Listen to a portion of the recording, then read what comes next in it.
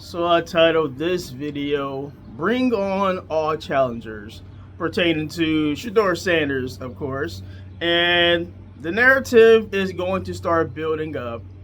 I already see it on, ESPN, our favorite, well, it used to be one of my favorite shows, Ultimate Cleveland Sports Show. I mean, that show is really digging into the anyone but Shedeur narrative.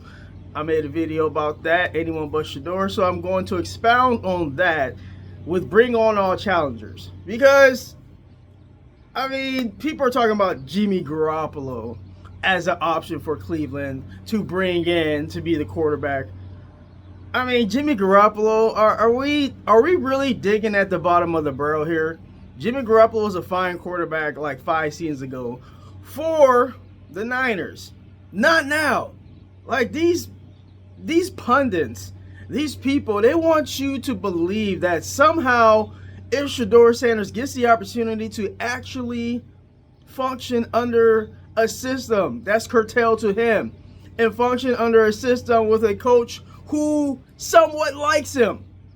Remember, Kevin Stefanski, not really a big Shedeur guy.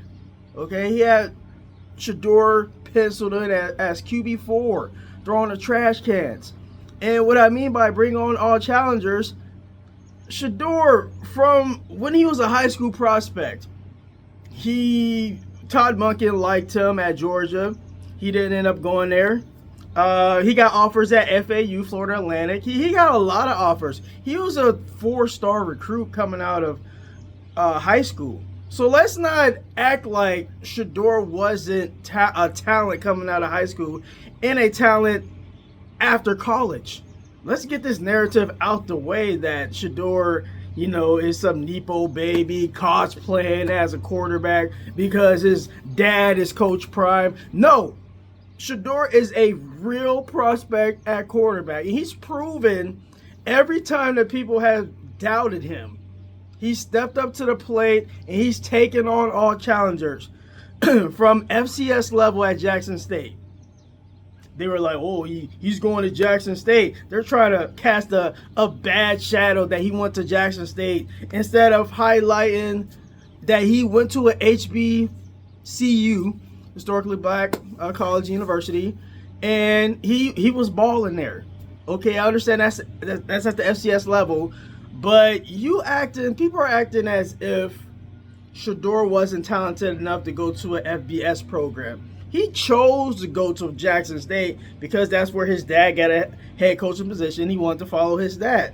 He wanted to make something of that situation. He wanted to uplift the people of Jackson, Mississippi, who really need it. Their time there, it was fantastic. And I don't see how that's a negative. But, anything that pertaining to black excellence seems to be seen in a negative light from a certain demographic of people. All right, so bring all challengers. He went to the FCS Jackson State. Coach Prime gets the job at Colorado. He goes to Colorado. What does he do at Colorado? Okay, people want to hyper focus on, he went 13-12. People not putting that in its proper context. You have to understand that Colorado was an historically bad program before Coach Prime got there. I mean, what are we talking about here? Colorado, I think, won one game this season before they got there. They were at the bottom of the barrel. They're one of the worst FBS teams out there. And within 2 seasons, they won 9 games. Okay? They won 9 games there at Colorado. And, people want to act like that's not some type of achievement. I mean, winning 9 games after you won just 2 seasons before, I would count that as a success. And now fast forward to the NFL. Shedeur was QB4 at one point for the Cleveland Browns. Kevin Stefanski and his staff, they tried to tell us that, Kenny Pickett was the best option at quarterback at one point. They ended up trading him away. I don't know if Andrew Berry really believed that. I mean, they were just trying to bring in people, and they didn't know they were going to get Shedeur. I mean, Shedeur happened to fall in their lap in the 5th round, so I think Andrew Berry, after that, he kind of adjusted on the fly. I don't think they planned on taking Shedeur with the first, that second pick overall. I would have done that. I would have just picked him with the second overall pick. They didn't decide to do that. They decided to wait it out. I mean, really, at this point, it's irrelevant where he got drafted. It's what are you doing now? And Shedeur seemingly is a QB1 for the Cleveland Browns. And, people are trying to take that away from him. And it's just a bunch of weirdo energy. It's really nefarious because it's coming from a lot of people that should know better. I heard that, Tim Hasselbeck from ESPN, he was like, Shedeur shouldn't even go into camp as a quarterback too. And he doesn't have any chance to be a good quarterback in this league. Based on what? And you're a career backup, Tim Hasselbeck. What are you talking about? We taking advice from dudes that couldn't hack it in the NFL? It seems like some of these pundits, it really comes from a place of jealousy. That it seems like a lot of people, I understand the people in the comment section, the people on, mainly Meta and Facebook, people are super negative on that platform. You got a bunch of bots, you got a bunch of racists, a bunch of bigots on that platform that don't have anything better to do than to talk down on nephew all day long because their life sucks.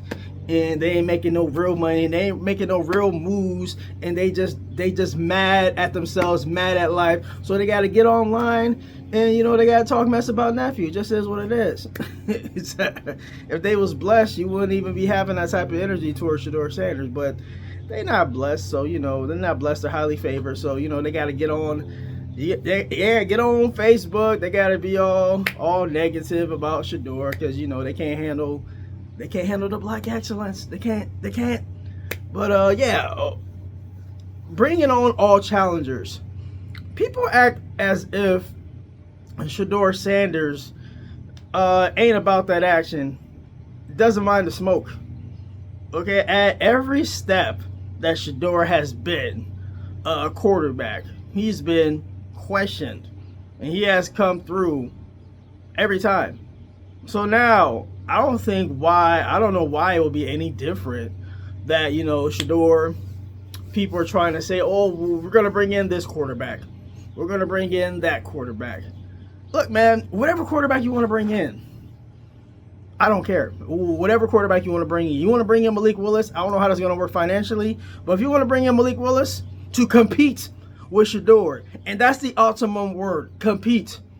I don't need anybody coming in here and Shedeur beats him out, and then y'all butthurt about Shedeur beating him out, because that's what's going to happen. You bring in Malik Willis, Shedeur going to beat him out. You bring in Jimmy Garoppolo, Shedeur going to beat him out, okay? If it's a real, actual live competition. Because from what we saw from Shedeur in training camp last year, he performed much better than Dylan Gabriel did. But there was a clear bias against Shedeur by the head coach, Kevin Stefanski, at the time. And he was not able to actually be ahead of him based on merit. Because we all saw the clips from ESPN Cleveland over the summer. We all saw at training camp. We saw the ESPN tracker. We saw that Shedeur was performing way ahead of pretty much everybody on the team outside of Joe Flacco, which was to be, that was going to happen. Joe Flacco was an 18-year veteran in the NFL, so I didn't mind that Joe Flacco was the starter. My issue was the pecking order behind Joe Flacco was all messed up with the Cleveland Browns. Shedeur should have been first up. Shedeur should have been QB2, and then if he was QB2, the season would have went a whole lot different. Actually, if Shedeur would have got some reps with the ones, the record for the Cleveland Browns might have been different as well. They might have been like 4-3 and 5-2. You should have had Shedeur playing way earlier. So this notion that Shedeur not gonna want to go in there and compete, that he just needs to be given QB1, I don't even like that narrative. You know what? I would rather Shedeur go in there and nobody's named the QB1, and you got to go earn it. Because if you got to go earn it and dig it out the mud, Shedeur has no issues going out there, putting in the hard work, going out there, proving himself once again. I don't think Shedeur has an issue with that. I think Shedeur actually bring on all challengers. Bring on all challengers. Bring in Malik Willis. Bring in Mac Jones. But please don't bring these guys in and they're QB1 automatically. No, you want to bring Mac Jones in, you want to bring Malik Willis in, you want to bring Jimmy Garoppolo in, you want to bring ex-quarterback in, you want to even bring a first-round pick in. They got to go out and earn it, okay? I don't need anybody coming in, and y'all want to talk about some nepotism. You going to bring in a first-round pick? Okay, just because they a first-round pick, that don't mean that they better than Shedeur. Okay? They got to compete for a spot too. I can't. You can't have it both ways. You can't have somebody coming in and you're like, oh, that's going to be our QB1. But then on the same breath, you're like, well, we don't want Shedeur just being named QB1 off the jump. That don't make any sense. Okay? You can't say it one way and then you don't have it a different way for Shedeur. If I'm Todd Monken, and I think Todd Monken alluded to this in his introductory press conference, he was pretty much just like, we're not going to name a starter. And, somebody going to have to dig it out the mud. I think Shedeur, I think Todd Monken has already told Shedeur this. Shedeur already know what time it is. Okay? Todd Monken was probably like, yeah, we're not going to name you the quarterback one, but you in the pole position, and it's your job to lose. That's what I really think it's about. I don't think the Cleveland Browns are going to draft a quarterback in the first or second round. They might pick a quarterback in the middle rounds. I do believe they are going to trade Dylan Gabriel away. But bring on our challengers. I don't care who it is. Bring in any said washed up veteran, whatever you want. You want to bring in Snoop Huntley again? Shedeur gonna beat him out. If it's an open competition, that's the ultimate word. If it's an open competition, and everything that Todd Monken has said, and the pedigree that Todd Monken is coming from, there's nothing in his pedigree that would have me believe that he ain't about to have an open competition, that he's not about to have a fair evaluation of the quarterbacks he's going to bring in. And he will select whoever the best is going through drills and going through the training camp process. I think there's going to be a real open competition, which did not happen last year. Okay, it did not happen last year. Please do not come on here and be like it was a real fair competition last year. It was not. It was a pecking order, and it didn't matter what Shedeur did. He was not going to be able to get ahead of that pecking order. It wasn't based on merit or anything. It was based on, oh, this guy was a third-round pick, and he was a fifth-round pick, so he automatically is going to be above Shedeur. Nothing about Dylan Gabriel's game in the preseason should have had him above Shedeur. Okay, and people want to be like, oh, he looked better by the numbers. Well, yeah, he was more prepared than Shedeur because he got the reps that was necessary for him to look the way he did. And given everything at hand that Shedeur was put up with, Shedeur still ended up 3-4. Shedeur still ended up as a rookie with the, I believe the only rookie that threw for over 300 yards. I think the first rookie to throw for over 300 yards. Also, he led the rookies in pass per attempt. All rookies, passing yards per attempt, passing yards per attempt, which is a pretty good metric to have. That means that you're throwing the ball down the field. You just not dinking and dunking. But yeah, bring on all challengers. Okay, Shedeur ready for that smoke. Okay, Shedeur ready for the smoke. Shedeur ready for anybody that the Cleveland Browns might want to bring in. And as a Shedeur guy, as a Cleveland Browns fan, I don't mind that. Bring in whoever you got to bring in. But please do not bring in somebody and be like, oh, this person needs to be QB1. Okay? No. They got to earn it just like Shedeur got to earn it. So I don't need anybody coming in, oh, that's the QB1. Because frankly, you're not about to have... this is where the pundits, they are very disingenuous. They acting like people that are on the free agent market. They're like highly sought after quarterbacks. We saw it last year. Joe Flacco and Kenny Pickett, they were ranked like near the bottom of available starting quarterbacks. So that's where you're going to be digging from. Anybody that's a top 15 quarterback is already locked up to that team. So yeah, y'all talking about, oh, y'all bring it. Let's bring in Jimmy Garoppolo. Let's bring in Tyler Huntley. Let's bring in Mac Jones. Let's bring in Malik Willis. Fine, bring them in. They were all backups. I'm just saying that they were all backups. And Shedeur, I think Shedeur is a starter in this league. This is what it is. Bring them in. And if it's an open and fair competition, Shedeur gonna beat them all out. It just is what it is. Shedeur gonna beat them all out.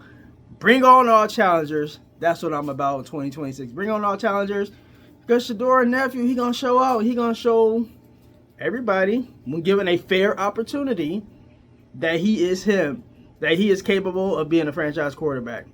All right, KSK Sports rolling out. Like and subscribe. Peace.